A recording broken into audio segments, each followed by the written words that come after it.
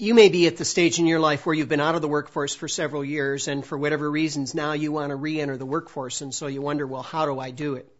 Well, the first thing I'd like to point out is just because you haven't been in the workforce doesn't mean you haven't been doing work. And in reality, many of the things that you've probably been doing during the time that you're out of the workforce can be translated over into a job in the future. So think about the things that you've learned.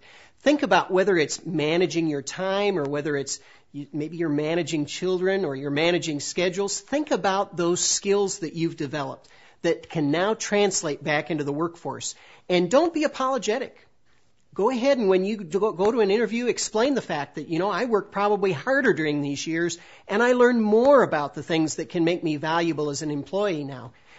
Obviously, you have technical skills that you want to think about, and if you haven't kept up, for instance, with technology and you need to take a couple classes on how to use Microsoft Office products or things like that, that's easy. It won't take you long at all to catch up with that, so don't hold back and don't be intimidated.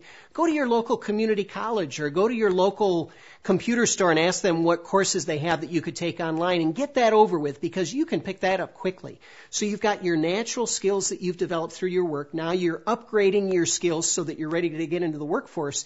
Now decide what companies you want to work for. Decide what values you want to reinforce with the companies that you work for, whether it's in a retail business or it's in an office or it's in some other location.